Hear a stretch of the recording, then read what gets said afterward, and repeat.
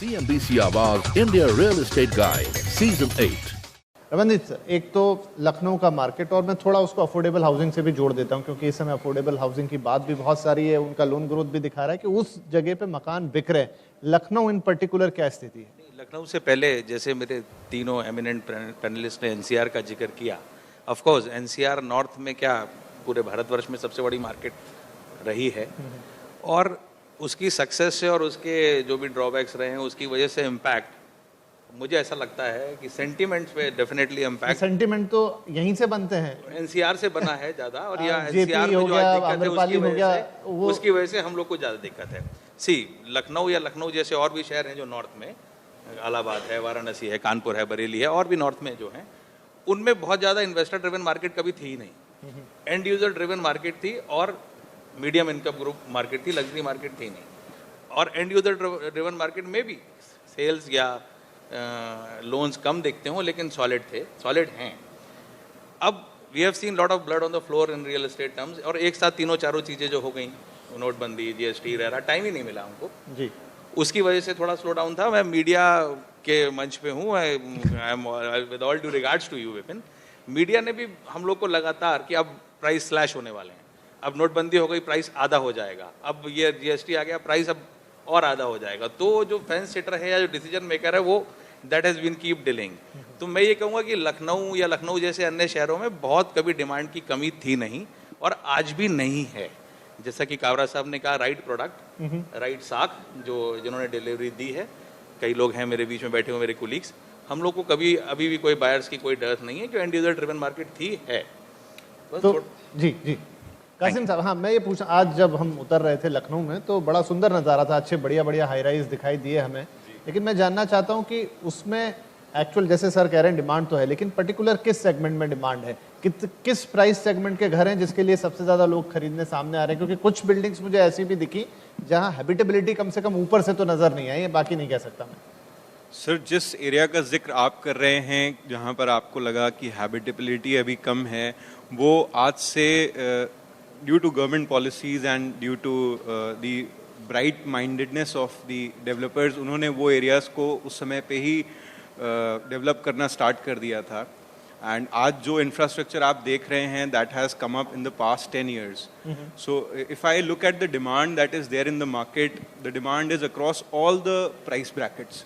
It is not that only affordable बिक रहा है, it is not that only luxury नहीं बिक रहा है, and it is not कि केवल मीडियम में ही क्वेरीज हैं। So as sir very rightly said and बाकी पैनलिस्ट ने भी इस बात को हाईलाइट किया है, जो ग्रोथ की बात का जिक्र किया गया है, तो मैं इसमें ये ज़रूर ऐड ऑन करना चाहूँगा कि अगर मैं सिर्फ पर्टिकुलरली लखनऊ का जिक्र करूँ, because I have been working in Lucknow and my organisation has been working in Lucknow and our colleagues sitting over here are also a part of the same market, there has been an year on year growth in the past 10 years. It may sound odd in a depressing discussion time when we are discussing this, but पिछले 10 साल में जो year on year growth है real estate में, वो लखनऊ में actually visible है। Affordable को एक प्राइमरी सेक्टर की तरह आज की डेट में देखा जा रहा है। उसका मेन रीज़न गवर्नमेंट की positive policies towards affordable, government की positive approach towards affordable and the banking sector support. So obviously Lucknow के पर्टिकुलर जिक्र में मैं if I would sum up the entire situation, then there is demand, there is progress and there is a lot of potential ahead. नहीं, अच्छी बात है ये पंकज साहब, लेकिन मैं थोड़ा आपका पर्सपेक्टिव लेना चाहूँगा कि क्या डेटा आंकड़े भी सपोर्ट कर रहे हैं जो स्टेटमेंट यहाँ अली साहब ने दिया? देखिए, हर एक मार्केट की ग्रोथ तो है लेकिन सस्टेनेबल ग्रोथ है, इसके ऊपर क्वेश्चन है। तो एक मार्केट है आज, अगर हम इसका अनसोल्ड देखें तो करीब 25,000 यूनिट है और सालाना सेल्स अगर 5,000 यूनिट है, तो स्कोप ऑफ इम्प्रूवमेंट बहुत है और सालाना ग्रोथ ज़रूर दिख रही है, लेकिन ग्रोथ सप्लाई के साथ आई है। तो अगर सप्लाई ज़्यादा आई है तो उसके हिसाब से थोड़ा बहुत मेरे नंबर्स ऑफ सेल्स भी बढ़े, लेकिन बिल्डर के कमिटमेंट जितने बढ़े उतनी ज़्यादा जो है सेल्स नहीं बढ़ी, इसके लिए थोड़ी अनसस्टेनेबल है। तो एक एफिशिएंट मार्केट के लिए करीब 12 से 20 महीने की मंथ्स इन्वेंट्री होती है। आज अगर हम लखनऊ की भी बात करें तो हमारे पास कुछ 5 साल की अगर मंथ्स इन्वेंट्री है, तो मैं ये नहीं बोलूँगा कि बड़ी सस्टेनेबल है। तो ज़रूरी है, मैं ये नहीं बोलूँगा कि ग्रोथ नहीं हुई। मैं बोला ग्रोथ हुई, लेकिन ग्रोथ सप्लाई की ज़्यादा हुई और उसकी प्रोडक्टिविटी की इतनी नहीं हुई। तो स्कोप बहुत ज़्यादा है ग्रोथ करने का। और यहाँ पे पूरे नॉर्थ इंडिया में डिमोनेटाइजेशन का बहुत बड़ा इम्पैक्ट रहा।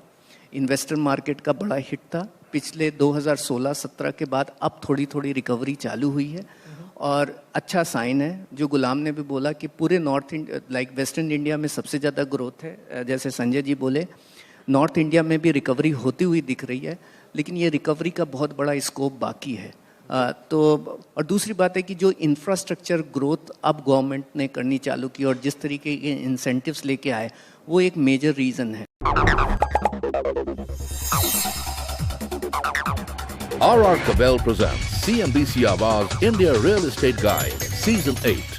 गुलाम साहब, रेरा एक बहुत बड़ी चीज जिसने 2017 में मतलब इंडस्ट्री की पूरी दिशा को बदल के रख दिया। उत्तर प्रदेश की बात करूं, हालांकि थोड़ा सा इम्प्लीमेंटेशन में लेट हुआ, तुरंत कुछ हड़बड़ाहट में चीजें हुई, लेकिन आज जब हम 1 साल पूरा करने वाले हैं मई में, आपको उसका इम्पैक्ट मार्केट पे कैसा दिखता है? रेरा का ओवरऑल इम्पैक्ट इंडिया के सारे रेसिडेंशियल मार्केट में बहुत अच्छा हुआ है। ख़ास तौर से चूँकि हम हमेशा जब बात होती है तो दौड़ में सबसे आगे जो है उमूमन उनका जिक्र पहले आता है, तो वही महाराष्ट्र और मध्य प्रदेश की जो 2 रेराज हैं वो आज बहुत बेहतरीन काम कर रहे हैं। यूपी हरियाणा वगैरह में थोड़ा समय लगा है उस सारी चीज़ को इस्टेब्लिश करने के लिए, लेकिन उसका भी असर धीमे धीमे मार्केट में दिखाई दे रहा है। और जिस चीज़ की आज हम जिक्र कर रहे हैं कि कंज्यूमर्स ने मकान ख़रीदना शुरू किए हैं, उसका बहुत बड़ा कारण ये कॉन्फिडेंस पे है। थोड़ी देर पहले अली साहब वगैरह जो बता रहे थे कि जो लैक ऑफ कॉन्फिडेंस की वजह से मार्केट में एक गिरावट आई थी, उस चीज़ को रेरा के कारण काफ़ी हद तक ओवरकम किया जा चुका है। आज ख़रीदार में वो यकीन है, वो कॉन्फिडेंस है कि आज रेरा के कारण उनके साथ कुछ नाइंसाफ़ी नहीं होगी। और उस वजह से बहुत से लोग आज मार्केट में, देखिए एक तरफ जो आंकड़े बता रहे थे 5,000-8,000 का जो तकरीबन लखनऊ की मार्केट की बात चल रही है, मेरे हिसाब से ये अगर बैड मार्केट में 5-8 हज़ार हैं और अगर उसको थोड़ा सा आप अगर इम्प्रूवमेंट ले आएँ, चाहे वो इंफ्रास्ट्रक्चर हो, चाहे वो जॉब रिलेटेड हो, उसको 5 से 10 हज़ार लगते हुए ज़्यादा समय नहीं लगेगा। जब हम मुंबई दिल्ली जैसी मार्केट की बात करते हैं जहाँ 80,000 90,000 मकान की बात होती है, वहाँ पे आप 80 से 1 लाख या 1.5 लाख डबल होना मुश्किल है, लेकिन लो बेस पे ग्रोथ की पॉसिबिलिटी बहुत हाई है। तो जिसकी हम 20-25 हज़ार मकान की बात करें, मेरे हिसाब से बहुत बड़ा इन्वेंट्री नहीं है। जिस दिन मार्केट टर्न अराउंड होगा, ग्रोथ के वजह से लोगों में यकीन होगा कि अब सही समय आ गया है मकान खरीदने का, तो ये सारी जिस इन्वेंट्री को आज हम फिक्र के तौर पर देख रहे हैं, वो हवा की मानद निकल जाएगी और शायद अगले 1-2 साल में हम इसी मार्केट को एक बहुत अच्छी ग्रोथ ओरिएंटेड मार्केट कह पाएंगे।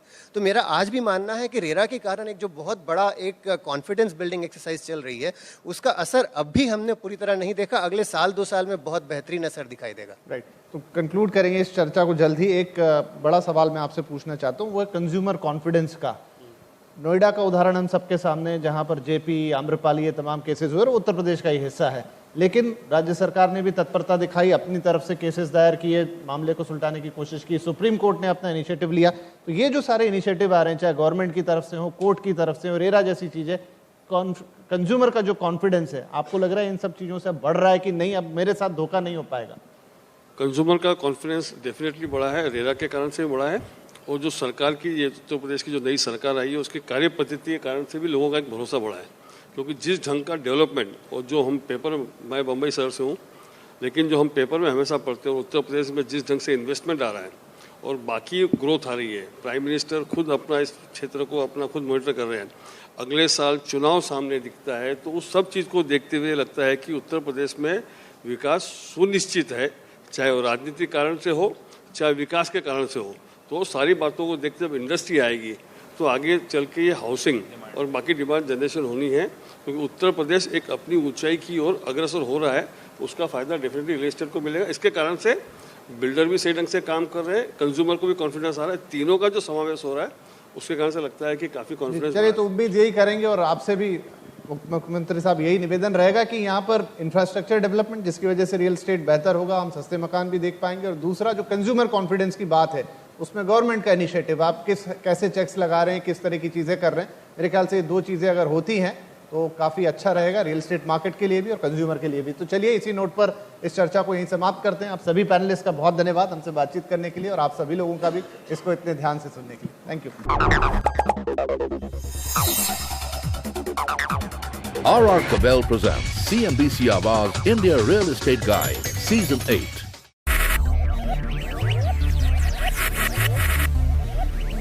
Focus. Ideate. Innovate. Enable.